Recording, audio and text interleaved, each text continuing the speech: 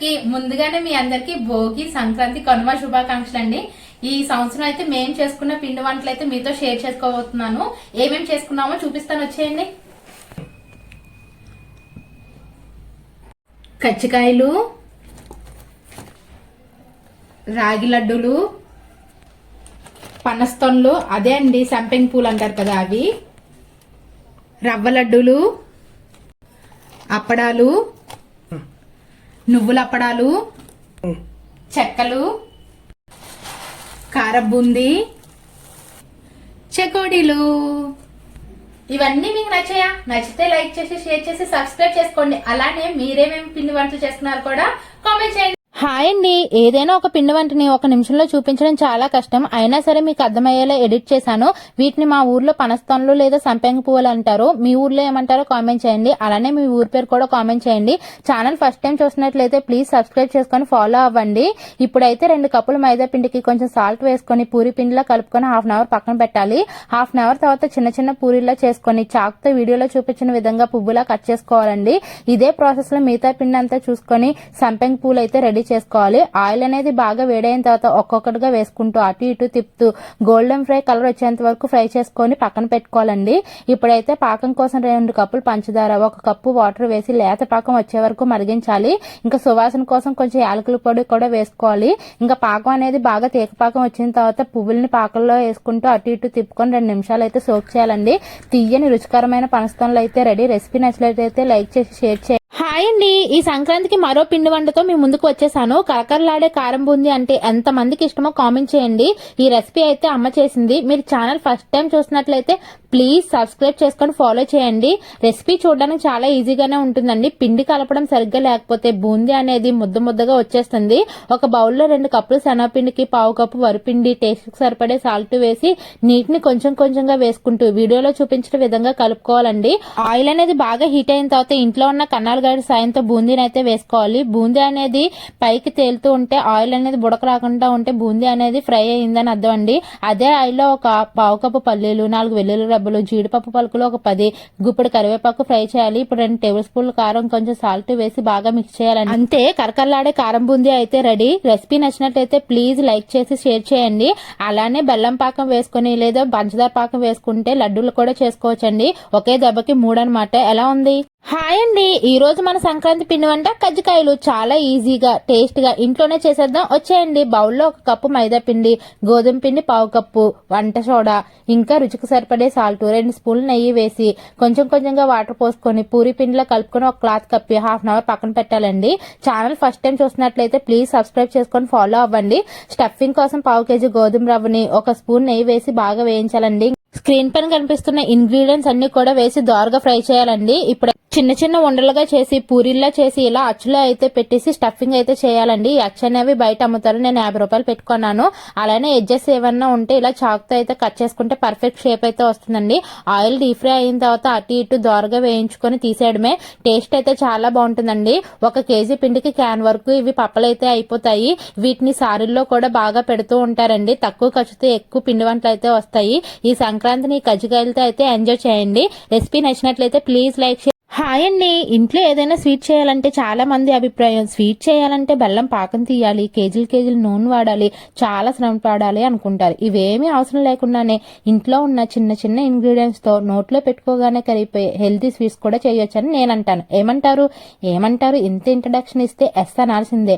దాంతో పాటు channel first time చూసినట్లయితే ప్లీజ్ సబ్స్క్రైబ్ చేసుకొని ఫాలో చేసేయండి. ఉప్మా అంటే ఇష్టం లేని మీ అందరూ కూడా లొట్టలు వేసుకొని తింటారు. 1/2 కేజీ గోధుమ రవ్వని ప్యాన్ లో వేసుకుని 1 టేబుల్ స్పూన్ నెయ్యి కూడా వేసి బాగా రోస్ట్ చేయాలి. ఇప్పుడు కట్ చేసిన జీడిపప్పు, బాదం పప్పు, వేపిన శనగపప్పు, కొంచెం సోంపు, ఫ్లేవర్ కోసం ఇలాచి, ఇంకా పచ్చి కొబ్బరి, ఒక 1/2 కేజీ పంచదార కూడా వేసి గోల్డెన్ కలర్ వచ్చేంత వరకు ఫ్రై చేసి మరిగించిన పాలను కొంచెం కొంచెంగా వేసుకుంటూ ఉండలైతే చేసుకోవాలండి. ఇంకా అంతే, ఎంతో హెల్దీ అయిన డ్రై ఫ్రూట్ రవ్వ లడ్డూలు ఈజీగా అయితే రెడీ అయిపోతాయండి. అండ్ రెసిపీ నచ్చితే ప్లీజ్ లైక్ చేసి షేర్ చేయండి. పిల్లలకి ఇది హాయ్ అండి. సంక్రాంతి వచ్చిందంటే గుర్తొచ్చేది చేతికొచ్చిన కొత్త పండుతో పాటు అమ్మ చేసే పిండి వంటలు, అందులోని కారంగా చేసే పప్పు చకోడీలు అంటే పంచి ప్రాణాలు లేచొస్తాయి. మీరేమంటారో కామెంట్ చేయండి. మా చిన్నప్పుడు ఈ పప్పు చకోడీలు రూపాయికి 4 ఇచ్చేవాళ్ళు. ఇప్పుడు ఒక చకోడీ వచ్చేసి 2 రూపాయలు. మీరు ఛానల్ ఫస్ట్ టైం చూసినట్లయితే ప్లీజ్ సబ్స్క్రైబ్ చేసుకొని ఫాలో అవ్వండి. ఇప్పుడైతే ఈ స్నాక్స్ ని ఇంట్లోనే ఈజీగా చేసేసుకోవచ్చు. వచ్చేయండి. ముందుగా 100 గ్రాముల పచ్చిశనగపప్పును 4 గంటల పాటు నానబెట్టుకుని తర్వాత కడిగి డ్రైన్ చేసి తడి లేకుండా ఆరబెట్టాలండి. ఒక బౌల్లోకి 1 కప్పు వరిపిండి, 1/2 కప్ మైదా తీసుకొని 2 బాగా కలిసేలా కలుపుకోవాలి. ఇప్పుడు ప్యాన్ పెట్టుకొని 1 కప్పుకి 1 కప్పు వాటర్ పోసుకొని 2 చెంచాలు కారం, సాల్ట్, చిటికెడు పసుపు, 2 చెంచాలు నెయ్యి వేసి ఎసరు బాగా మరిగిన తర్వాత పిండిని వేసుకుంటూ ఉండలేకుండా కలుపుకొని లాస్ట్ లో 2 టేబుల్ స్పూన్ల ఆయిల్ కూడా వేసి మూత పెట్టి 5 నిమిషాలు బాగా మగ్గనివ్వాలి. మెత్తగా కలుపుకొని చిన్న చిన్న ఉండలుగా చేసుకొని ఒక వీడియోలో చూపిన విధంగా కావాల్సిన సైజులో పప్పు చకోడీలు అయితే చేసుకోవాలండి. తర్వాత ఆయిల్ డీప్ ఫ్రై అయిన తర్వాత 8 నుంచి 10 నిమిషాలు వేయించాలి, లేకపోతే మెత్తగా వస్తాయి. And thank you for watching. Hi all, ఇంట్లోనే అప్పడాలు సింపుల్ గా ఎలా చేసుకోవాలో చూసేద్దాం. వచ్చేయండి.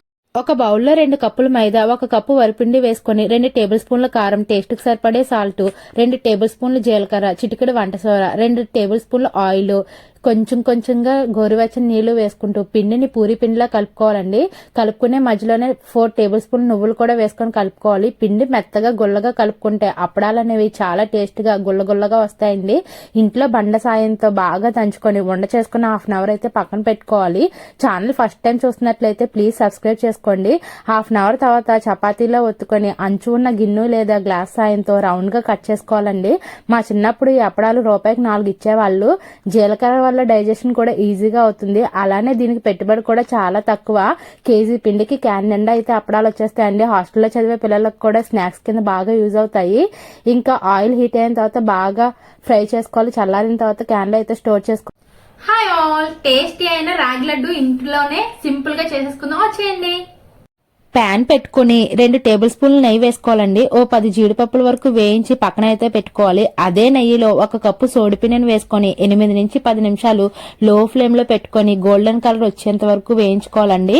బాగా ఫ్రై అయితే సువాసన మాత్రం చాలా బాగా వస్తుందండి.